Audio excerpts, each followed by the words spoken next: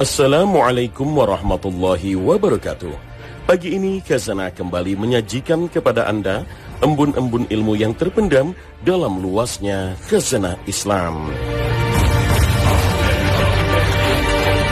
Pemirsa Khazanah, mungkin di antara kita tidak banyak menyadari hari Selasa 8 Juli dini hari telah terjadi gerhana bulan. Boleh jadi karena banyak dari kita yang menganggap peristiwa semacam ini hanyalah fenomena alam biasa, apalagi sudah bisa diprediksi sebelumnya.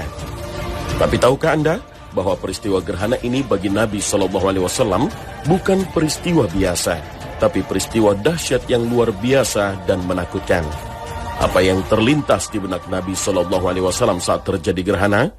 Lalu apa yang kemudian dilakukan Nabi SAW saat peristiwa alam ini terjadi? Saat terjadi gerhana, Nabi SAW merasakan rasa takut, bukan karena mitos yang berkembang di masyarakat tentang gerhana, tapi yang terlintas di benak Nabi SAW adalah kiamat. Ketika terjadi gerhana, Rasulullah merasa khawatir karena gerhana merupakan salah satu tanda terjadinya hari kiamat. Jika yang terjadi gerhana matahari, maka yang hilang dari penglihatan adalah cahaya matahari. Jika yang terjadi gerhana bulan, yang hilang adalah cahaya bulan. Hilangnya cahaya bulan, kemudian dikumpulkannya matahari dan bulan merupakan salah satu tanda kiamat yang disebutkan oleh Allah Ta'ala di dalam kitabnya. Ia berkata, bilakah hari kiamat itu? Maka apabila mata terbelalak ketakutan, dan apabila bulan telah hilang cahayanya, dan matahari dan bulan dikumpulkan. Al-Quran Surah Al-Qiyamah ayat 6 hingga 9. Keempat ayat ini menjelaskan salah satu tanda-tanda kiamat yang berhubungan dengan matahari dan bulan.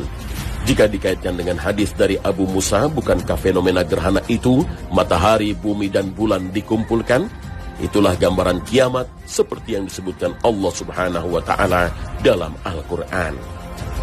Hal ini pula yang ditegaskan oleh Imam An-Nawawi mengenai maksud kenapa Nabi SAW takut khawatir terjadi hari kiamat.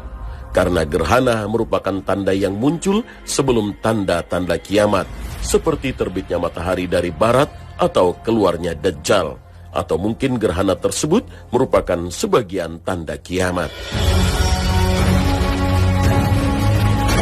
Kita tidak tahu peristiwa gerhana bisa saja menjadi tanda datangnya bencana atau azab, atau tanda semakin dekatnya hari kiamat.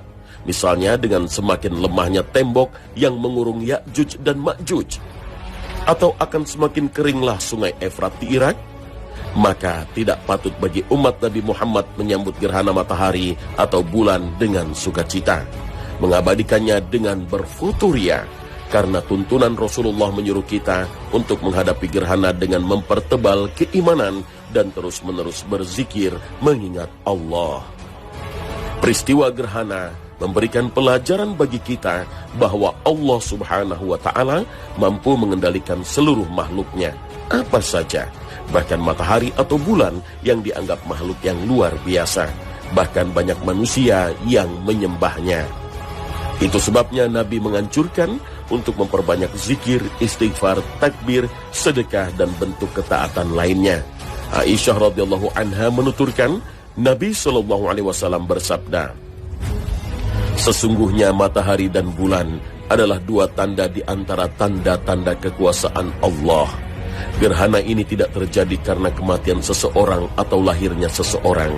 Jika melihat hal tersebut, maka berdoalah kepada Allah, bertakbirlah, kerjakanlah sholat, dan bersedekahlah. Hadis riwayat Bukhari. Selain itu, jika peristiwa ini terjadi, Rasul mengajarkan kita agar melaksanakan sholat gerhana sebanyak 2 rakaat. Berbeda dengan sholat biasa, sholat gerhana dilakukan tanpa azan dan iqamah sebelum sholat gerhana. Yang ada hanya seruan untuk sholat berjamaah, sesuai dengan hadis dari Abdullah bin Amr bin Al-As radhiyallahu anhuma.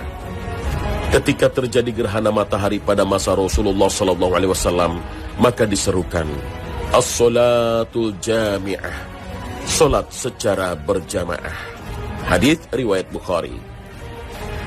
Sholat ini disunahkan untuk dikerjakan dengan berjamaah di masjid. Sholat sunnah gerhana dikerjakan dalam 2 rakaat yang sama seperti sholat 2 rakaat lainnya. Tapi yang berbeda adalah bacaan surah, ruku dan sujudnya sangat lama. Dan setiap rakaat terdiri dari 2 kali ruku, sehingga 2 rakaat terdiri dari 4 kali ruku dan 4 kali sujud. Hal ini berdasarkan hadis Nabi SAW yang dituturkan oleh Aisyah radhiyallahu anha. Dia berkata, pernah terjadi gerhana matahari pada zaman Rasulullah SAW. Rasulullah SAW lalu mendirikan sholat bersama orang banyak. Beliau berdiri dalam sholatnya dengan memanjangkan lama berdirinya. Kemudian ruku dengan memanjangkan rukunya. Kemudian berdiri dengan memanjangkan lama berdirinya. Namun tidak selama yang pertama. Kemudian beliau ruku dan memanjangkan lama rukunya, namun tidak selama rukunya yang pertama. Kemudian beliau sujud dengan memanjangkan lama sujudnya. Beliau kemudian mengerjakan rakaat kedua seperti apa yang beliau kerjakan pada rakaat yang pertama. Saat beliau selesai melaksanakan sholat, matahari telah nampak kembali. Kemudian beliau menyampaikan khutbah kepada orang banyak. Hadis riwayat Bukhari dan Muslim.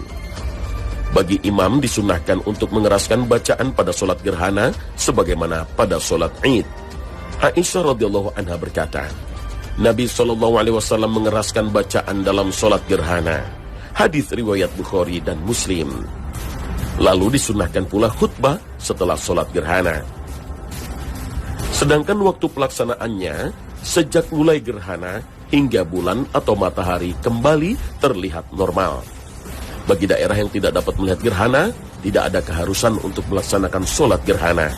Karena hanya diharuskan bagi siapa saja yang melihat peristiwa ini.